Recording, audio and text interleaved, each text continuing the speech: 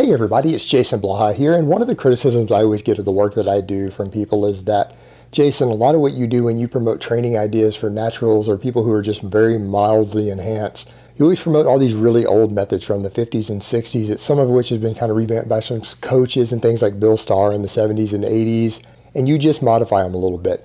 You're just really kind of stealing that stuff and rehashing really old information. You know what? I am guilty as charged. I admit it. I absolutely do that. The reason I do that is because when you look at the modern science and exercise science and study the way a lot of the old school guys did back in the 50s and 60s who were big and strong as hell and aesthetic, their methods work.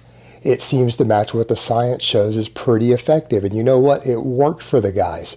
These guys came in, they did stuff like full body programs, 3 days a week, which gives you, again, if you're drug-free, nearly perfect muscle protein synthesis uptime throughout the week. They did mostly big, heavy compounds.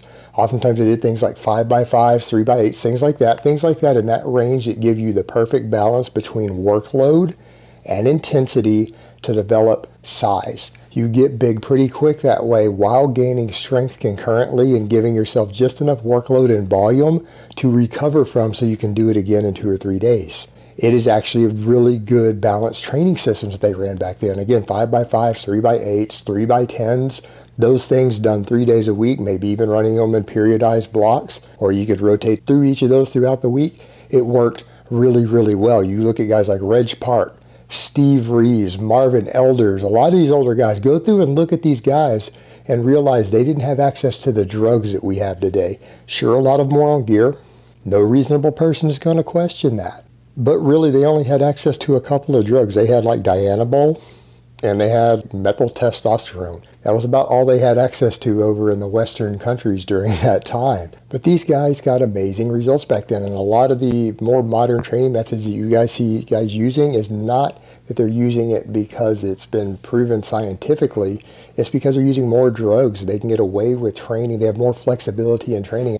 So yeah, these guys got fantastic results, and they got amazing results in things like full body programs, 5x5 systems, 3x8s, so just moderate volume, several basic exercises, and then throwing in a few isolation movements for your weak body parts worked for decades, and it produced some of the most amazing physiques out there before the entire training world became dominated by drugs and everyone out there putting out programs and advertising their physiques as heavy drug users.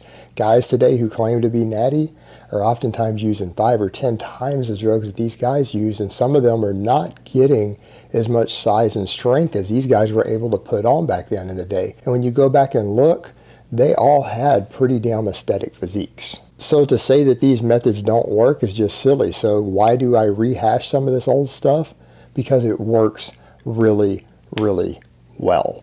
All right, guys, but that's really all I have to say on that today. I hope it's been informative, and I will talk to you guys next time.